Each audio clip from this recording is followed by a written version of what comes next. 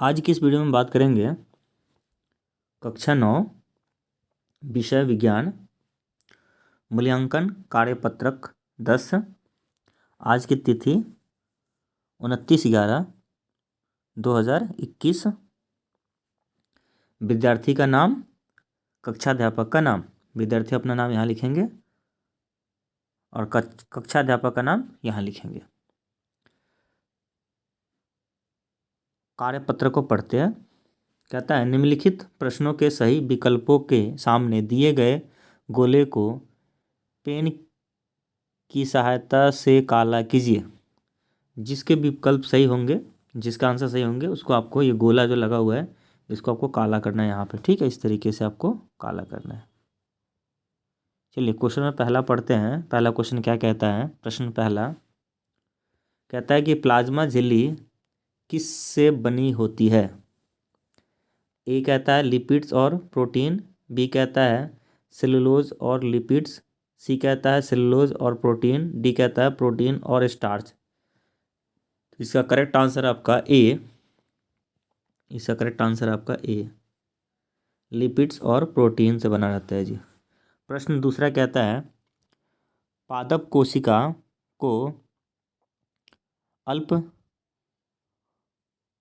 परासरण दाबी विलयन में रखने पर वह किसकी उपस्थिति के कारण फटती नहीं है? ए कहता है कोशिका झिल्ली, बी कहता है कोशिका भित्ति, सी कहता है क्लोरोप्लास्ट, डी कहता है बड़ी रसधानी। तो इसका करेक्ट आंसर आपका बी, कोशिका भित्ति। इसका करेक्ट आंसर आपका बी, कोशिका भित्ति। चलिए प्रश्न तीसरे पे आ जाते हैं। तीसरा प्रश्न क्या कहता है हमारा? तीसरा प्रश्न कहता है निम्नलिखित में से कौन जंतु कोशिका में नहीं पाया जाता? एक कहता है राइबोसोम, बी कहता है लाइसोसोम, सी कहता है माइटोकॉन्ड्रिया, डी कहता है प्लास्टिड। तो प्लास्टिड जो होता है जंतु कोशिका में नहीं पाया जाता है। ठीक है, तो इसका करेक्ट आंसर आपका डी। चौथे का करेक्ट आंसर आपका डी, सॉरी तीसरे करेक्ट आंसर आपका डी। इसका आंसर है आपका डी, तीसरे करेक्ट आंसर है डी।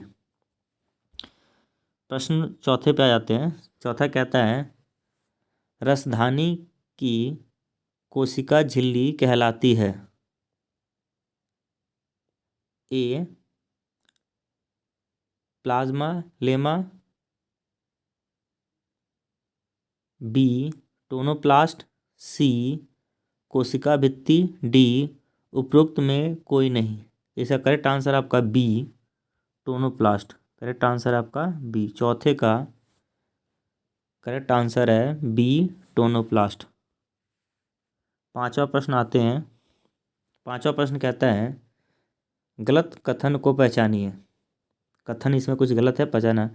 अमीबा एक कोशिकीय है, सही बात है बिल्कुल।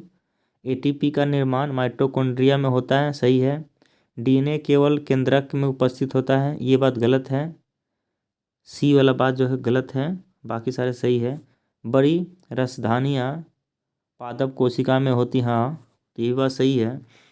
ये सही है। ये गलत इसलिए है कि डीएनए जो होता है केंद्रक के अलावा माइटोकॉन्ड्रिया और प्लास्टिड में ही प्रेजेंट होता है, पाया जाता है, उपस्थित होता है। इसलिए सी जो ऑप्शन आपका यहाँ गलत है। तो गलत कथन जो है इसका सी है। सी जो है इसका गलत कथन है जी। क्वेश्चन नंबर 5 का। क्वेश्चन नंबर 6 पे आ जाते हैं। क्वेश्चन नंबर 6 कहता है कोशिका में पदार्थों का परिवहन किसके द्वारा किया जाता है? ए कहता है अंतर द्रवीय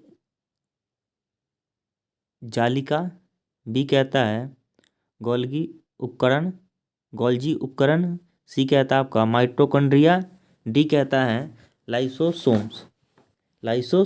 तो इसका करेक्ट आंसर आपका ए। क्वेश्चन नंबर 6 का करेक्ट आंसर आपका ए। इसको कहते हैं एंडोप्लाज्मिक रेटिकुलम, अंतर्द्रव्यी जालिका।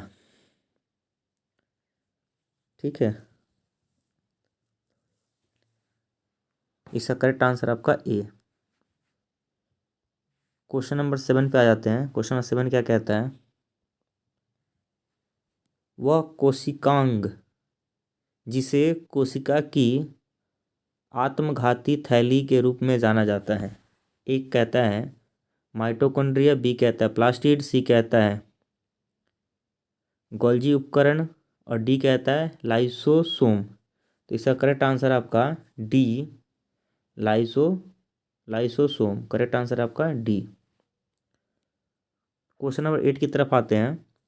क्वेश्चन नंबर 8 कहता है आपका यदि किसी कोशिका में राइबोसोम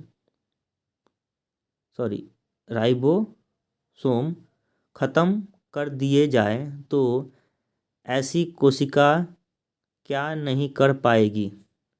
तो राइबोसोम का काम क्या होता है जी? प्रोटीन संश्लेषण में काम करता है। तो ए ऑप्शन पढ़ते हैं एक बार। वसा का निर्माण, बी कहता है श्वसन, सी कहता है प्रोटीन संश्लेषण, डी कहता है कोशिका को साफ रखना। तो इसका करेक्ट आंसर है आपका सी। करेक्ट आंसर है आपका सी, प्रोटीन संश्लेषण नहीं कर पाएगा। अगर आप राइबोसोम को ख़त्म कर देते तो कोशिका में ये काम नहीं हो पाएगी जी। तो सी है इसका करेक्ट आंसर। इसके बाद हम पढ़ेंगे क्वेश्चन नंबर 9वां और 10वां। 9th और 10th क्या कहता है? 9th और 10th आपका क्वेश्चन कहता है क्या? प्रश्न संख्या 9 और 10 के लिए दो कथन दिए गए हैं। एक अभिकथन ए और दूसरा कारण आर है। इस प्रश्नों के सही उत्तर का चयन नीचे दिए गए कोड ए, बी, सी और डी से कीजिए। ए कहता है ए और आर दोनों सत्य है और आर अभिकथन को सही व्याख्या है। ए और आर दोनों सत्य है लेकिन आर अभिकथन को सही व्याख्या नहीं है। सी कहता है ए सत्य है लेकिन आर असत्य है। डी कहता है ए असत्य है और लेकिन आर सत्य है।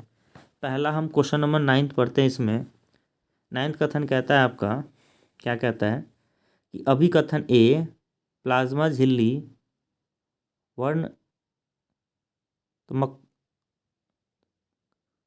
वर्णात्मक प्रांगय होती है।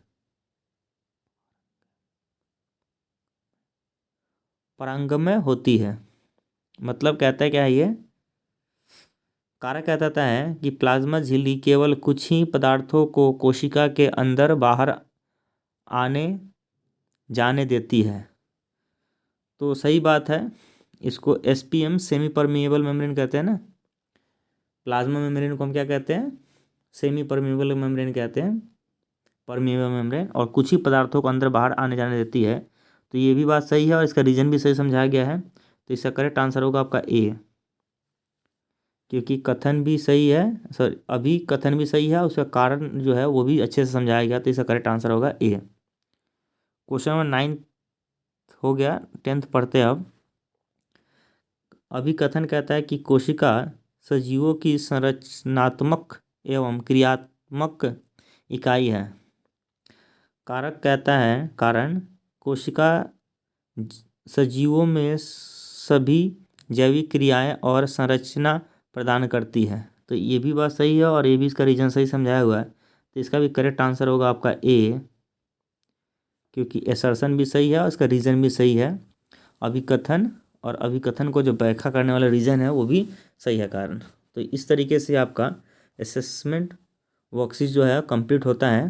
ठीक है, आपको करना है क्या है, आपके एग्ज़ाम्स की प्रिपरेशन के लिए यूट्यूब चैनल अमर सर जी पे सारे क्वेश्चंस आंसर कराए गए हैं विथ एक्सप्लेनेशन। ठीक है, तो आपको सिंपली क्या करना है कि आप यूट्यूब पे सर्च करना है अमर AMAR अमर SIRJEE और सर्च करते के साथ ही यूट्यूब चैनल ओपन हो जाएगा।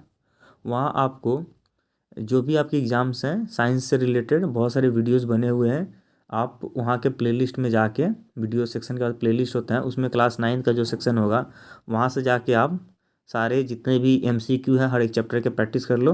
और साथ में एक ही प्रैक्टिस पेपर करवाया गया है सैम्पल पेपर, उसके 3 पार्ट में क्वेश्चंस को डिस्कस किया गया, हिंदी मीडियम में भी और इंग्लिश मीडियम में है। तो उस प्रैक्टिस पेपर की अच्छे से तैयारी कर ले, 2 बार 3 बार देख के, ठीक है।